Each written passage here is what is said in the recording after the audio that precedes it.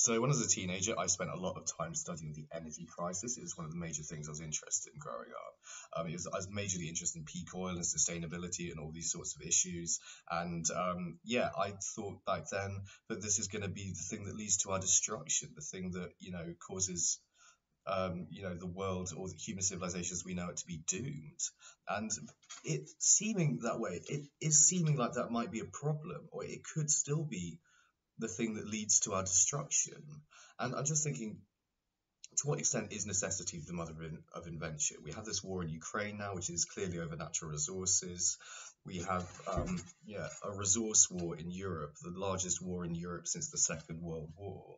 And now, is now not the time to really be doing something about this, to really be lessening our dependence on Russian coal, oil, and natural gas? Since the reason Putin went into Ukraine in the first place is firstly to annex the coal, shale gas reserves, and uranium reserves of Ukraine, and also to annex Ukraine as a huge agrarian powerhouse, an industrial powerhouse, and also to probably artificially inflate the prices of natural gas, such that he could be able to sell his natural gas more expensively to the European market, and therefore also, do give the best deal to his oligarchs, right? Give the best deal to these people who own the gas fields and the oil and the gas in Russia and so on. And try to get the best deal possible on that front, the best amount of money for them. Since I guess Putin's power is just shored up by the fact that he has this incredibly small number of incredibly rich people owning everything, and they're heads of the Russian mob, in essence, or the mafia organizations that lie behind the police and the intelligence services in Russia. And Putin could be portrayed as a sort of oligarch puppet, I suppose, in that milieu, in that environment. Really what we should be doing now, and we have done an enormous amount in the West also to lessen our reliance on coal, oil, and natural gas from Russia. We have built a hell of a lot of wind turbines. We do have a lot of solar panels and renewable energy, yes. We have electric cars coming online and all this sort of thing. And we are doing quite a lot at the moment to lessen our reliance on those resources. But I was just walking around this town where I'm living in at the moment, Melksham, today, and I'm thinking, where are the wind turbines in the towns? Where are the wind turbines on roofs? Surely this problem is not that hard to solve. Surely this problem of energy is quite easily solved. And I happen to know also that it is very easily solved now, because I know that cannabis is a fuel oil crop. If you're to legalize cannabis, you could get all the oil you'd ever need from the crop, while also regenerating soil, repairing soil structure, and all this sort of thing for our enormous numbers, billions of hectares of depleted farmland worldwide, most of which, as I understand it, is in China. So these problems, they are possible to solve. They're possible to solve, but in order to be able to solve them, we have to make a major U-turn on Western or historical Western policy directives, specifically if they concern the agro-pharmacological trade, or to put it in layman's terms, the drugs trade. And in this sense, the drugs trade very interestingly bisects with the energy trade, and in fact it always has, since cannabis was first made illegal roughly at the same time as the dawn of the internal combustion engine and cars. Standard Oil and the Rockefellers stood to make a huge amount of money selling crude oil from Texas, right, back then. And they found all this oil in Texas that they wanted to sell, huge amounts of money. But then, hang on a minute, it is competing with agriculture, because you can just create oil from hemp and plastic from hemp, and which is cannabis, is the same thing as cannabis. Don't worry too much about the distinctions between hemp and cannabis. But you do need the female plant. You do need the female seed-bearing, crucially, version of the plant to get any nutrients from it, or to get the oil from it, because the oil goes along with the seeds, of course, or it's bound up in the seeds.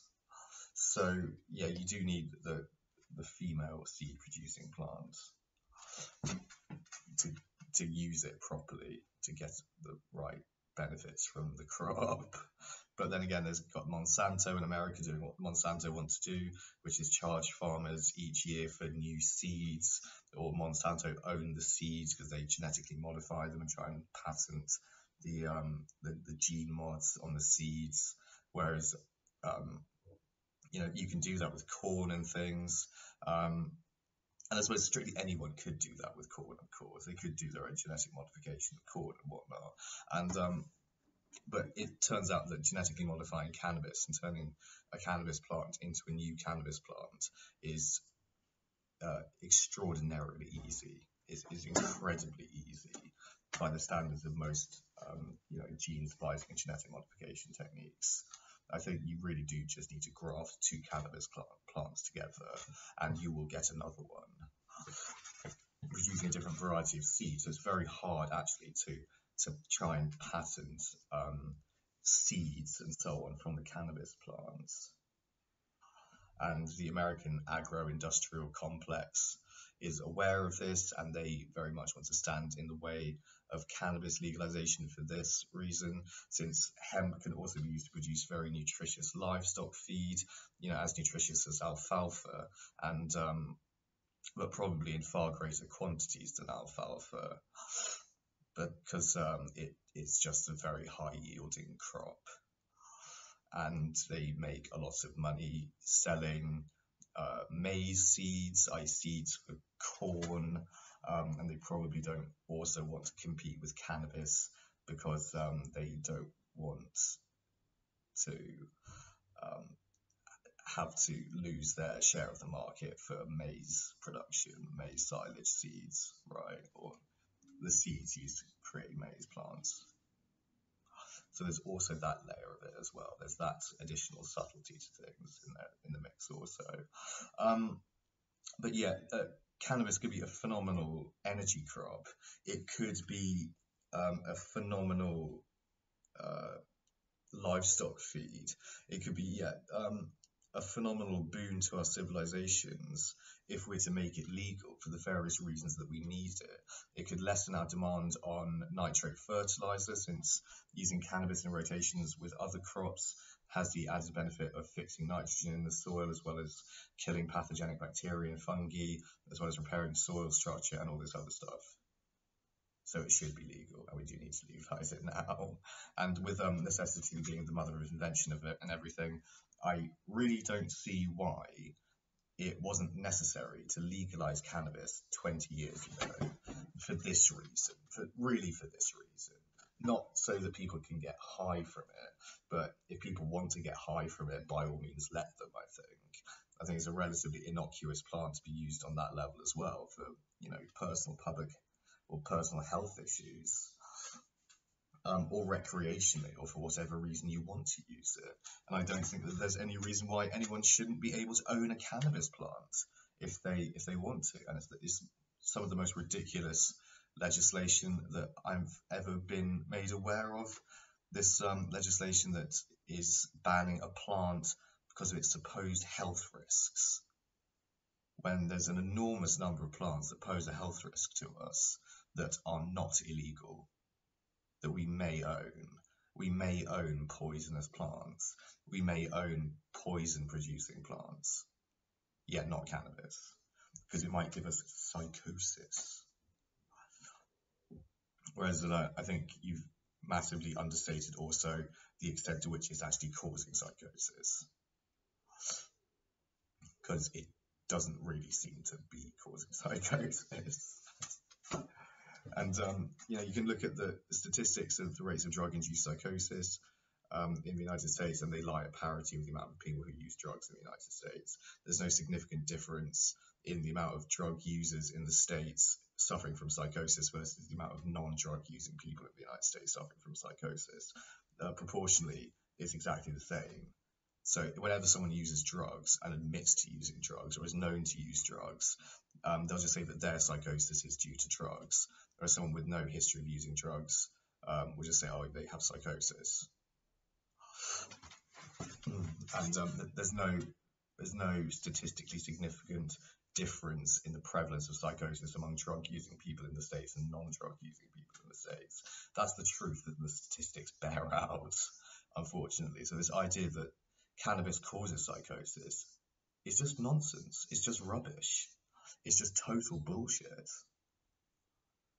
And yeah, I think at various points we've managed to demonize plants and demonize certain relatively innocuous facets of human behavior, such as smoking, or smoking in a more general sense, I suspect, probably, because I suspect that the first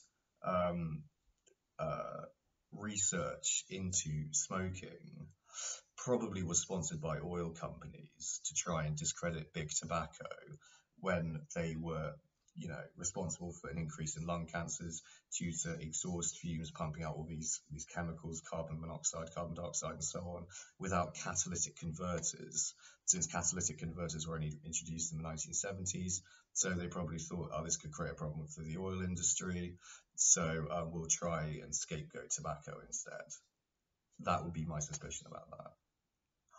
But yeah, I am, as ever, rambling. The answers to our problems are multifaceted, complex, but also rather easy to implement. That's the big thing about all this. That's the most mystifying element of all this to me. That the solutions needn't be all that complicated. They're right there for the taking, and we can do it. And if we've got enough fuel, enough plastic from cannabis agriculture, then we will be fine. There will be no energy crisis. Well, there wouldn't be. Fuel cars on it, have the plastic, have the building materials, have the livestock feed, have the medical crop. Have all this stuff. And and have the nitrogen fixing quality for our soils, have the phytoremediation properties of it for damaged soils, and all this sort of thing, and use it effectively, and use this incredibly beneficial plant we have at our disposal more effectively, or use it to its best advantage. Use it to our advantage. Why not? It's ridiculous that we don't.